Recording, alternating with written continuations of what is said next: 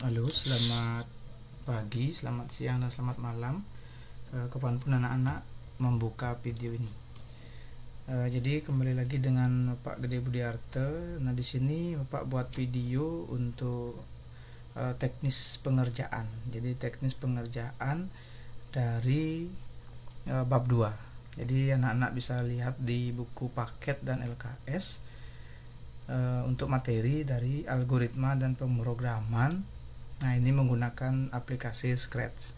Nah, karena pertemuan kita terbatas di sekolah, jadi Pak buatkan video tutorial ya. Jadi anak-anak bisa coba dengan panduan ini atau dari referensi lainnya. Jadi banyak sekali referensi agar di sini Bapak bisa menyapa juga anak-anak karena belum sempat bertemu kemarin di lab komputer. Oke, kita mulai saja. Silahkan disiapkan LKS-nya. Jadi disesuaikan materinya. Untuk yang video kali ini mengenai bab 2 anak-anak. Silahkan dibuka dulu. Bab 2 itu adalah mengenai algoritma dan pemrograman. Pada kelas 7 anak-anak sudah kita sudah melewati, yaitu pengenalan saja.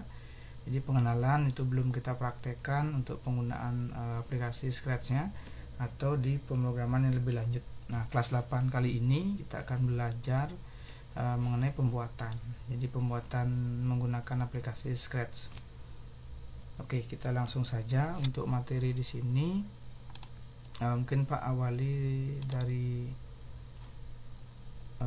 dasar dulu ya, anak-anak ya. Jadi pertama itu pemrograman dan coding. Nah, apa sih bedanya seperti itu ya. Jadi untuk pemrograman itu sendiri suatu himpunan dari aturan sintak dan sematik yang dipakai untuk mendefinisikan. Jadi mendefinisikan program komputer. Jadi tentunya nanti ada bahasa pemrogramannya. Nah, kemudian untuk coding itu sendiri adalah proses penulisan. Jadi proses penulisan, nah itu kode, script itu namanya, kemudian menggunakan bahasa pemrograman. Jadi itu dinamakan coding. Nah, tapi jangan khawatir, untuk di Scratch sendiri itu tidak ada penulisan yang signifikan ya. Jadi sudah dibuatkan blok. Nah, jadi anak-anak tinggal pasang sesuai dengan apa urutan langkah-langkah atau algoritma yang sudah dibuat sebelumnya. Nah, bagaimana kita belajar pemrograman itu sendiri? Nah, jadi kita belajar dari kelas 7 mengenai algoritma atau pemrograman. Itu melalui dasar misalkan dekomposisi, itu membagi permasalahan menjadi lebih kecil. Algoritma itu adalah langkah-langkah, itu sudah kita pelajari. Nah, kita ke algoritmanya. Nah, di sini adalah dasar dari pemrograman anak-anak ya, yaitu algoritma, urutan langkah-langkah dalam coding untuk mencapai tujuan. Nah, sama seperti contoh yang Pak sering sampaikan, untuk algoritma itu adalah di kehidupan kita sehari-hari itu seperti gosok gigi misalkan. Jadi itu ada urutan langkahnya. Kita ambil sikat giginya, kita isi odolnya, kemudian kita gosok gigi. Nah, itu tidak mungkin kita ambil sikatnya, kita gosok dulu baru kita tambahin odol itu atau pasta gigi. Itu tidak urutannya seperti itu. Jadi algoritmanya, nah itu adalah langkah-langkah. Nah, ada nggak benar atau salah di situ? Itu tidak ada. Nah ya, jadi di sini kita belajar algoritma itu tidak ada benar dan salah. Nah, jadi apapun nanti yang dilaksanakan itu yang ada adalah tepat atau belum tepat. Jadi salah itu tidak, tapi dia belum tepat. Jadi urutannya yang belum tepat, seperti itu. Oke, itu Nana untuk bayangan sedikit mengenai algoritma. Nah, kemudian kita masuk ke aplikasinya sekarang. Oke, aplikasi Scratch di sini adalah sebuah lingkungan pemrograman. Jadi dia satu aplikasi yang memang sudah didesain ya sedemikian rupa, visual yang dirancang khusus untuk mempermudah kita, terutama pemula dan anak-anak ya. Jadi di usia mungkin SD sudah dapat, SMP seperti itu, untuk memahami dasar-dasar pemrograman. Jadi dikasih blok nanti. Nah, untuk dua jenis platformnya, jadi platform apa yang nanti disiapkan itu ya, jadi yang anak-anak bisa akses itu adalah yang online, itu di website. Jadi websitenya anak-anak ketik di Google Chrome, itu Scratch. Nah, itu akan muncul aplikasinya yang online, versi di website. Kemudian yang kedua adalah aplikasi secara offline. Ini juga anak-anak bisa akses, bisa download ya. Anak-anak download, atau nanti anak-anak bisa WA Pak akan berikan filenya. Oke, filenya itu ada di lab komputer, juga sudah ada diinstal di setiap komputer. Nah, kemudian untuk tampilannya, seperti ini, anak-anak bisa lihat di garis yang merah itu coding palette. Oke, palette itu seperti beberapa coding yang sudah ditempatkan di sebelah kirinya. Oke, kiri dari aplikasi Scratch-nya. Oke, yang kedua, di tengah itu ada code editor, itu untuk mengedit kode yang kita buat nantinya. Kemudian ada stage. Stage ini adalah tempat objek, jadi dimana nanti objek yang kita buat itu dia melakukan atau kita berikan langkah-langkah, mau dia maju, muter nanti atau mengucap sesuatu. Nah, itu dia ditampil di stage. Nah, kemudian di bawahnya ini ada sprite. Sprite itu adalah objeknya, jadi objeknya itu namanya sprite di Strat. Jadi yang kita buat nanti adalah objek-objek ini, bisa kita tambahkan objek lagi juga, itu dari sprite ini sendiri, di klik kemudian ketemu nanti beberapa pilihannya. Kemudian di sebelahnya ada backdrop, ini adalah latar belakang anak-anak. Jadi latar belakang nanti kita bisa juga pilih dari komputer atau dari yang sudah disediakan aplikasinya. Oke, kemudian di sini ada block code. Nah, block code nanti anak-anak tinggal klik kiri dan geser ke code editornya, segampang itu. Jadi nanti di drag ke sini, diklik, di drag ke sini, seperti itu. Jadi seperti itu cara penggunaannya. Nah, kemudian apa sih yang ada di sana? Pertama, di sini ada kode control, yaitu misalkan repeat, forever, wait, stop, and broadcast. Jadi di sini ada beberapa kode kontrol yang kita nanti gunakan. Repeat itu menjalankan serangkaian perintah berulang kali, jadi berulang. Kemudian forever itu selamanya, jadi selamanya dia muter atau menjalankan sesuatu. Wait itu menghentikan eksekusi program selama beberapa detik. Stop itu menghentikan eksekusi. Kemudian broadcast mengirimkan pesan ke blok lainnya. Nah, kemudian selanjutnya itu ada kode input anak. Jadi kode input di sini when flag click, jadi ada bendera. Nah, di sini ada benderanya. Kapan benderanya itu diklik? Jadi diawali selalu dengan yang namanya di sini event. Nah, event. Jadi event itu when green flag click, ada when key press, when mouse down itu misalkan, kemudian mouse X and mouse Y, seperti itu.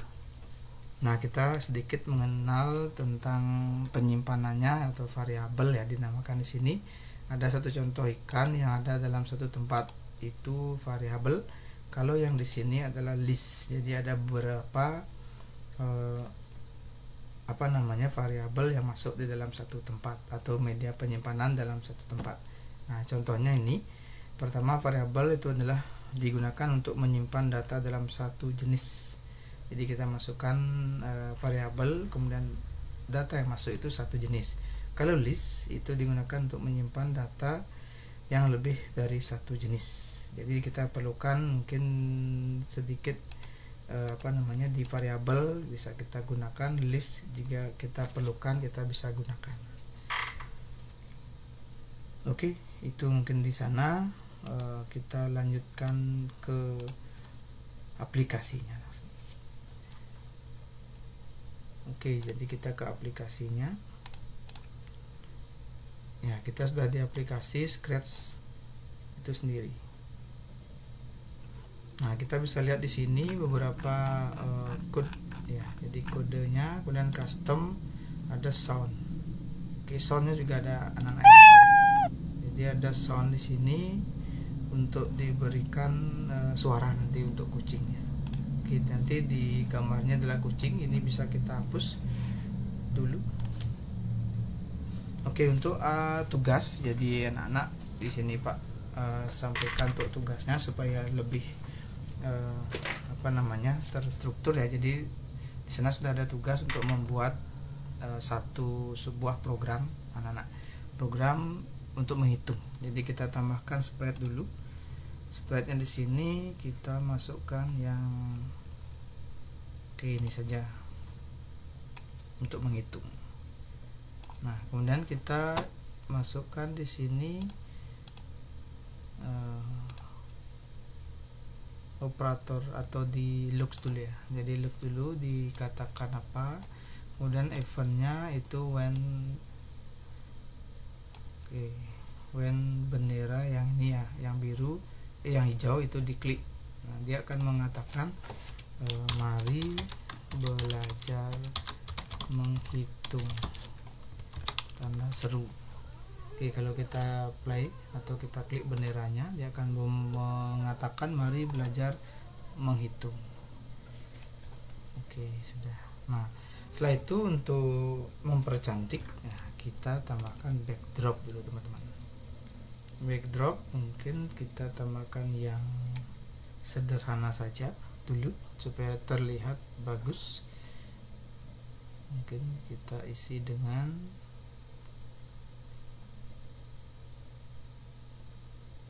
di hutan saja.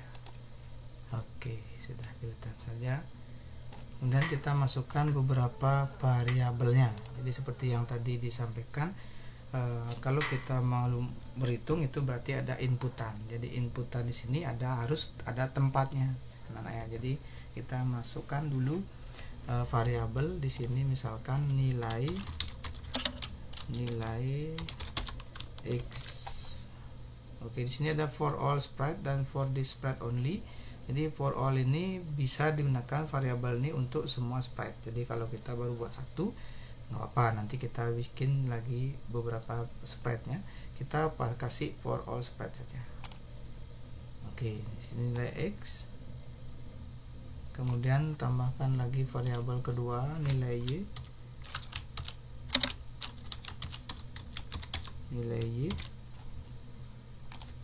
Oke, masuk.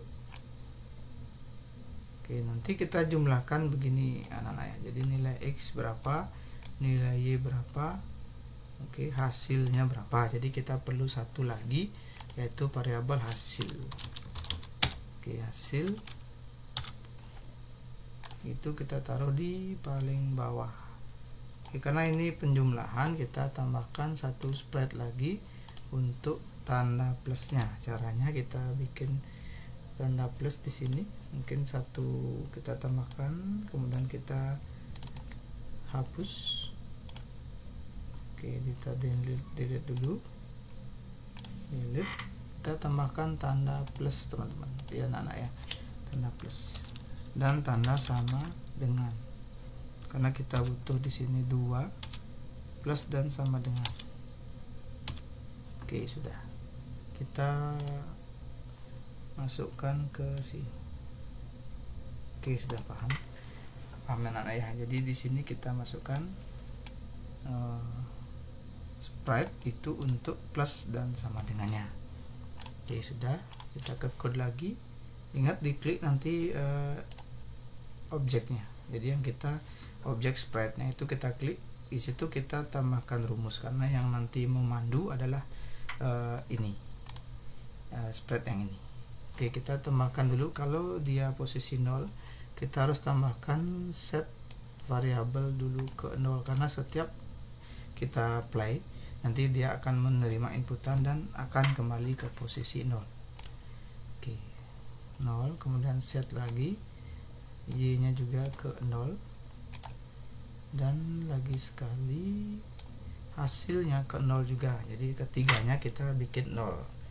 Nah, kemudian setelah itu kita akan buat dia melakukan pertanyaan.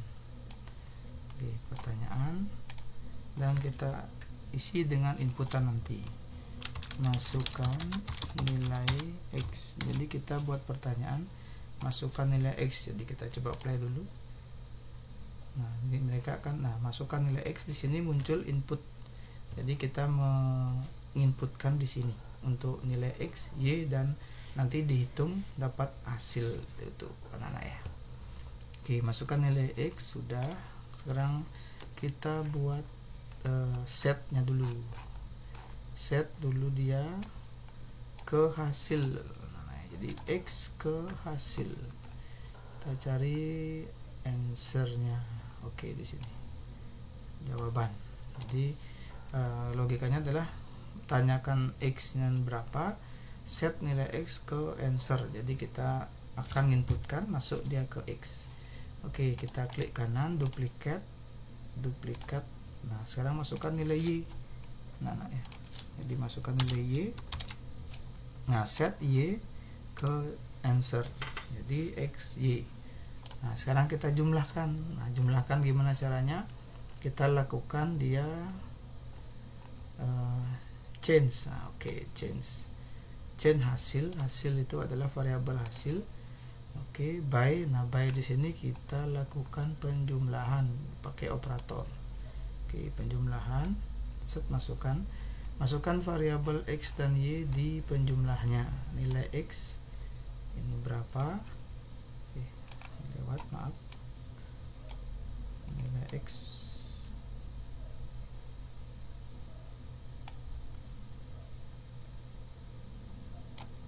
oke, masuk. Nilai Y juga kita masukkan di sini. Oke, change hasil by X plus Y. Jadi nanti X plus Y berapa, nanti akan muncul di hasil gitu maksudnya. Oke, kita coba dulu jalankan untuk code-nya. Di play dulu, di stop dulu, kita play lagi. Oke, mari belajar berhitung. Masukkan nilai X. Oke, nilai X nya misalkan 55 di enter. Nah, kemudian masuk nilai X, kemudian masukkan nilai Y 60 di enter. Nah, dia akan mengeluarkan jumlah hasilnya 115. Oke, jadi setiap perubahan di sini kita coba isi berhasil. Jadi setiap penjumlahan berhasil kita tambahkan dia pesan anak-anak ya, pesan untuk mengatakan oke, selamat Anda berhasil melakukan penjumlahan. Oke, sudah. Dan kita isi stop ini di event.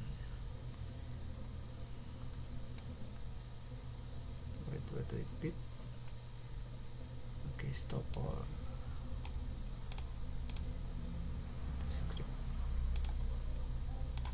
Oke, sudah. Kita lakukan kembali. Kita coba, mari berhitung. Nah, masukkan nilai X misalnya 45, enter. Masukkan nilai Y 85, enter. Oke, selamat Anda berhasil melakukan O2. Oke, kita bisa tambahkan di sini anak ya, agak lama sedikit, 10 second saja. Oke, 10 second. Tadi 2 second, jadi terlalu sedikit. Dimasukkan 57 di enter, 95 di enter. Selamat Anda berhasil melakukan penjumlahan. Oke. Nah, sekian tutorial dari Bapak. Selamat mencoba. Jadi untuk jawaban dari halaman 39 anak-anak ya. Jadi 39 di sana anak-anak diminta untuk melakukan atau membuat program penjumlahan. Jadi kita bikin yang sederhana dulu. Dari dasarnya ini silahkan anak-anak kembangkan. Nanti bikin untuk